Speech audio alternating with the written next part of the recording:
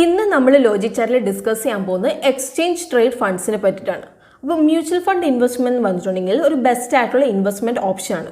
But ആർക്കാണ് ഇത് best ആയിട്ടുള്ള ഇൻവെസ്റ്റ്മെൻറ്റ് ഓപ്ഷൻ എന്നുള്ളത് നമ്മൾ അറിയണം. അപ്പോൾ ഒരു മോഡറേറ്റ് റിസ്ക് അതുപോലെ തന്നെ ഒരു മോഡറേറ്റ് റിട്ടേൺ എടുക്കാൻ തയ്യാറാവുന്ന ഇൻവെസ്റ്റേഴ്സിന് ബെസ്റ്റ് ആയിട്ടുള്ള ഇൻവെസ്റ്റ്മെൻറ്റ് ഓപ്ഷനാണ് മ്യൂച്വൽ ഫണ്ട്സ് എന്ന് പറയുന്നത്.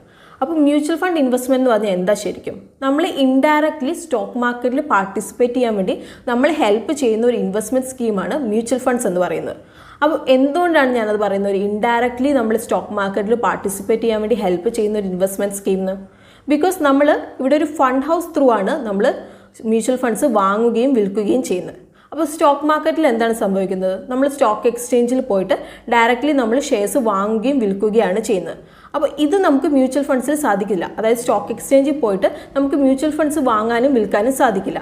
അപ്പോൾ മ്യൂച്വൽ ഫണ്ട്സിൻ്റെ ഈ ഒരു ഡ്രോബാക്ക് അല്ലെങ്കിൽ ഈ ഒരു ഫീച്ചേഴ്സ് മറികടക്കാനുള്ളതാണ് എക്സ്ചേഞ്ച് ട്രേഡ് ഫണ്ട്സ് എന്നുള്ളത്.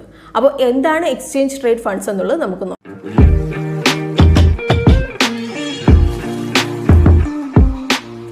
എന്താണ് എക്സ്ചേഞ്ച് ട്രേഡ് ഫണ്ട് അല്ലെങ്കിൽ ETF എന്നുള്ളത് നമുക്ക് നോക്കാം. അപ്പോൾ എക്സ്ചേഞ്ച് ട്രേഡ് ഫണ്ട് എന്ന് പറഞ്ഞിട്ടുണ്ടെങ്കിൽ ഒരു കളക്ഷൻ ഓഫ് സ്റ്റോക്സ് ആണ്. അപ്പോൾ ഇത് നമ്മൾ സ്റ്റോക്ക് എക്സ്ചേഞ്ചിൽ ട്രേഡ് ചെയ്യുകയാണ് ചെയ്യുന്നത്. അപ്പോൾ ഈ ഒരു കളക്ഷൻ ഓഫ് സ്റ്റോക്സ് എന്തിൻ്റെ ബേസിലാണ് വരുന്നത് എന്നുള്ളത് നമുക്ക് നോക്കാം. അപ്പോൾ ഈ ഒരു കളക്ഷൻ ഓഫ് സ്റ്റോക്സ് വരുന്നത് അതായത് ബെഞ്ച് മാർക്ക് ഫോളോ ചെയ്തിട്ടാണ് ഈ ഒരു കളക്ഷൻ ഓഫ് സ്റ്റോക്സ് വരുന്നത്. അപ്പോൾ ബെഞ്ച് മാർക്ക് എന്ന് പറഞ്ഞിട്ടുണ്ടെങ്കിൽ നമ്മുടെ നിഫ്റ്റി സെൻസസ് പോലത്തെ ഇൻഡെക്സ് ഫോളോ ചെയ്തിട്ടാണ് ഈ ഒരു കളക്ഷൻ ഓഫ് സ്റ്റോക്സ് വരുന്നത്. അപ്പോൾ ETF പലതരത്തിലുണ്ട്. Based on the asset classes they track. അതായത് ഇക്വിറ്റി, ഡെറ്റ്, ഗോൾഡ്, കറൻസി, അങ്ങനെ പലതരത്തിലുള്ള എക്സ്ചേഞ്ച് ട്രേഡ് ഫണ്ട്സ് ഉണ്ട്. അപ്പോൾ ETF എന്ന് പറഞ്ഞിട്ടുണ്ടെങ്കിൽ ഒരു പാസീവ് ഇൻവെസ്റ്റ്മെൻറ്റ് സ്ട്രാറ്റജിയാണ്. അതായത് ഇവിടെ ഫണ്ട് മാനേജറിന് വലിയ റോളൊന്നുമില്ല. നമ്മൾ നമ്മുടെ ബെഞ്ച് മാർക്ക് ഫോളോ ചെയ്തിട്ട്, അതായത് ബെഞ്ച് മാർക്കിലുള്ള അതേ സ്റ്റോക്സ് നമ്മൾ കോപ്പി ചെയ്തിട്ട് നമ്മൾ ഇൻവെസ്റ്റ് ചെയ്യുകയാണ് ചെയ്യുന്നത്. അപ്പോൾ ഇവിടെ ഫണ്ട് മാനേജറിന് യാതൊരു ആക്റ്റീവ് ഇൻവെസ്റ്റ്മെൻറ്റ് ഡിസിഷൻസും എടുക്കുന്നില്ല. അപ്പോൾ ഇത്രയും കേട്ടപ്പോൾ നിങ്ങൾക്ക് തോന്നിയിട്ടുണ്ടാവും ഇത് ഇൻഡെക്സ് മ്യൂച്വൽ ഫണ്ട് പോലെ തന്നെയാണല്ലോ എന്ന് നിങ്ങളുടെ ഉള്ളിൽ ഇപ്പോൾ തോന്നിയിട്ടുണ്ടാവും.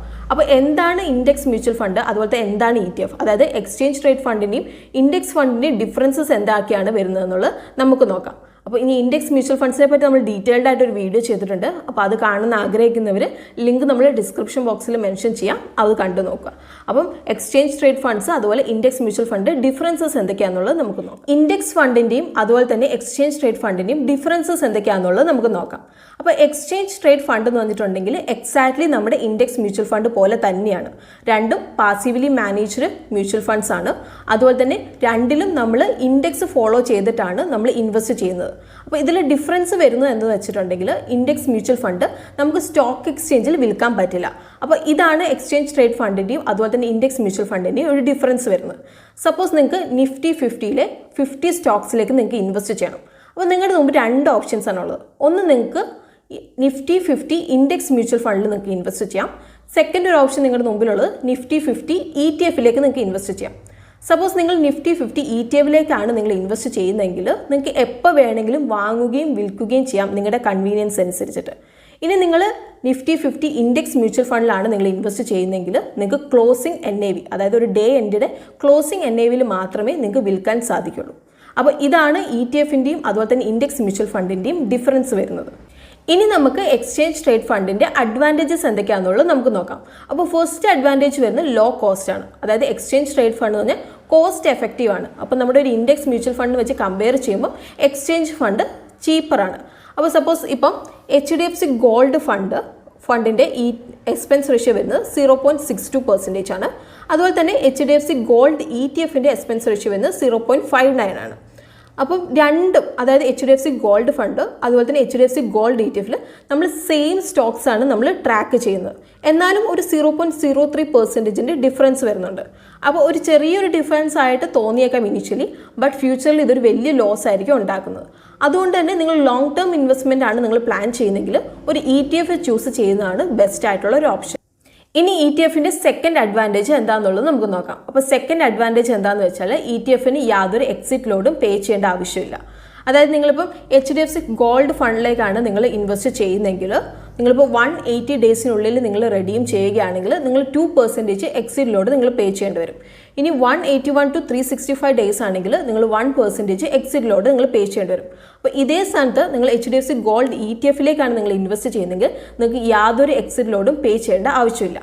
അപ്പോൾ ഈ ഒരു അഡ്വാൻറ്റേജ് കൺക്ലൂഡ് ചെയ്തിട്ട് നമുക്ക് പറയാനുള്ളത് എന്താണെന്ന് വെച്ചിട്ടുണ്ടെങ്കിൽ നിങ്ങളിപ്പോൾ ഒരു ആക്റ്റീവ് ട്രേഡർ ആണെങ്കിൽ നിങ്ങൾ ETF-ൽ നിങ്ങൾ ഇൻവെസ്റ്റ് ചെയ്യാൻ വേണ്ടിയിട്ട് ശ്രദ്ധിക്കുക than index mutual. Third advantage എന്താണെന്നുള്ളത് നമുക്ക് നോക്കാം. അപ്പോൾ തേർഡ് അഡ്വാൻറ്റേജ് വരുന്നത് ടൈമിംഗ് ദ മാർക്കറ്റാണ്. അപ്പോൾ നമുക്കൊരു എക്സാമ്പിളിലൂടെ നമുക്കത് എക്സ്പ്ലെയിൻ ചെയ്യാം. സപ്പോസ് ഇപ്പോൾ മാർക്കറ്റ് ഒരു 11 മണിയൊക്കെ ആയപ്പോൾ മാർക്കറ്റ്, അതായത് സ്റ്റോക്ക് മാർക്കറ്റ് ഒരു 500 പോയിന്റ്സ് ഹൈയിലാണ് നിൽക്കുന്നത്. അപ്പോൾ നിങ്ങൾ ETF-ലാണ് നിങ്ങൾ ഇൻവെസ്റ്റ് ചെയ്യുന്നതെങ്കിൽ നിങ്ങൾക്ക് ഒരു 11 മണിയാകുമ്പോൾ തന്നെ നിങ്ങൾക്ക് സെൽ ഓർഡർ നിങ്ങൾക്ക് പ്ലേസ് ചെയ്യാവുന്നതാണ്. സപ്പോസ് ആ ഒരു ഡേ തന്നെ മാർക്കറ്റ് ക്ലോസ് ചെയ്യുന്ന ഒരു 150 പോയിന്റ്സ് ഡൗണിലാണെങ്കിൽ നിങ്ങൾ 11 മണിക്ക് സെൽ ഓർഡർ നിങ്ങൾ പ്ലേസ് ചെയ്തുകൊണ്ട് നിങ്ങൾക്ക് അവിടെ ഒരു പ്രോഫിറ്റ് നിങ്ങൾക്ക് ജനറേറ്റ് ചെയ്യാൻ സാധിച്ചിട്ടുണ്ടാവും. അപ്പോൾ ഇത് നിങ്ങൾക്ക് മ്യൂച്വൽ ഫണ്ട്സിൽ പോസിബിൾ അല്ല. കാരണം മ്യൂച്വൽ ഫണ്ട്സിൽ നമുക്ക് ക്ലോസിംഗ് NAV-ൽ മാത്രമേ നമുക്ക് സെല്ല് ചെയ്യാൻ സാധിക്കത്തുള്ളൂ.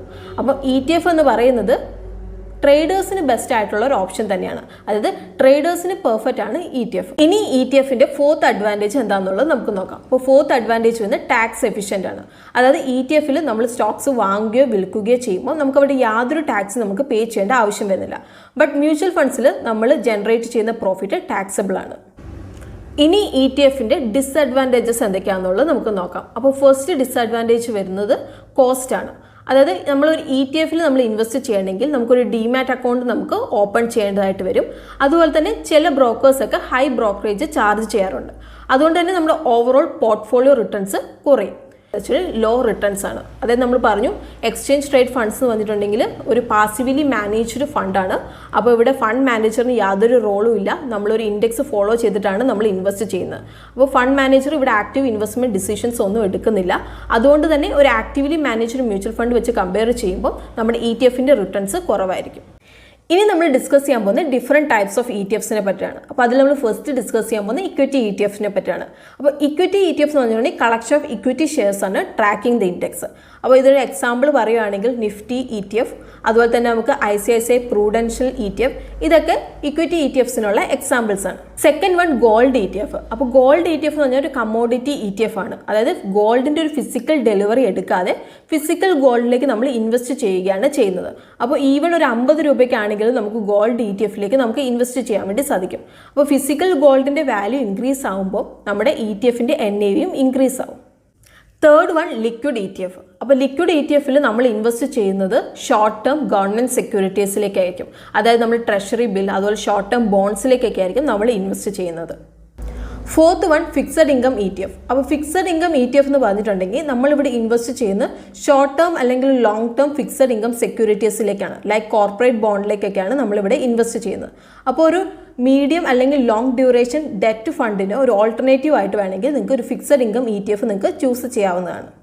Fifth one bank ETF. അപ്പോൾ ബാങ്ക് ETF എന്ന് പറഞ്ഞിട്ടുണ്ടെങ്കിൽ ഇവിടെ നമ്മൾ ഇൻവെസ്റ്റ് ചെയ്യുന്നത് ബാങ്ക് സ്റ്റോക്സിൻ്റെ ഒരു ബാസ്ക്കറ്റിലേക്കാണ്. അതായത് എക്സ്ചേഞ്ചിൽ ലിസ്റ്റഡ് ആയിട്ടുള്ള ബാങ്ക് സ്റ്റോക്സിലേക്കാണ് നമ്മൾ ഇൻവെസ്റ്റ് ചെയ്യുന്നത്. അപ്പോൾ ഇവിടെ ബാങ്ക് ETF എന്ന് പറഞ്ഞിട്ടുണ്ടെങ്കിൽ ഹൈലി വോളറ്റൈൽ ആണ്. അതുപോലെ തന്നെ ഹൈ ലിക്വിഡിറ്റി നമുക്ക് പ്രൊവൈഡ് ചെയ്യുന്നുണ്ട്. Sixth one international ETF. അപ്പോൾ ഇൻ്റർനാഷണൽ ETF-ൽ നമ്മൾ ഇൻവെസ്റ്റ് ചെയ്യുന്നത് ഫോറിൻ സെക്യൂരിറ്റീസിലാണ്. അപ്പോൾ ഇൻ്റർനാഷണൽ ETF-നെ ഗ്ലോബൽ ETF എന്നും അറിയപ്പെടുന്നുണ്ട്. അപ്പോൾ ഇതിലൂടെ നമ്മൾ ഇൻവെസ്റ്റ് ചെയ്യുന്നുണ്ട് ഡൊമസ്റ്റിക് ഇൻവെസ്റ്റേഴ്സിന് ഓവർസീസ് കമ്പനീസിൽ ഇൻവെസ്റ്റ് ചെയ്യാൻ പറ്റും. അപ്പോൾ ഇതിനൊരു എക്സാമ്പിൾ പറയുകയാണെങ്കിൽ മോത്തിലാൽ ഓസ്വാൽ നാസ്ഡാക്ക് 100 ETF. അപ്പോൾ ഇത് ഇൻ്റർനാഷണൽ ETF-ന് ഒരു എക്സാമ്പിളാണ്. അപ്പോൾ മോത്തിലാൽ ഓസ്വാൽ നാസ്ഡാക്ക് 100 ETF-നെ പറ്റിയിട്ട് നമ്മൾ റിവ്യൂ ചെയ്തിട്ടുണ്ട്. അപ്പോൾ നിങ്ങൾക്ക് ആ ഒരു ഫണ്ടിനെ പറ്റിയിട്ട് അറിയണം താല്പര്യം ഉണ്ടെങ്കിൽ ലിങ്ക് നമ്മൾ ഡിസ്ക്രിപ്ഷൻ ബോക്സിൽ മെൻഷൻ ചെയ്യാം, നിങ്ങൾ കണ്ടു നോക്കും. Seventh one currency ETF, INR Indian rupee ETF. അതായത് ഇൻവെസ്റ്റേഴ്സിന് ഫോറിൻ കറൻസി മാർക്കറ്റിലേക്ക് ഒരു എക്സ്പോഷർ കൊടുക്കുകയാണ് ചെയ്യുന്നത്. ഇനി നമുക്ക് ETF-ന്റെ ടാക്സേഷൻ നമുക്ക് നോക്കാം.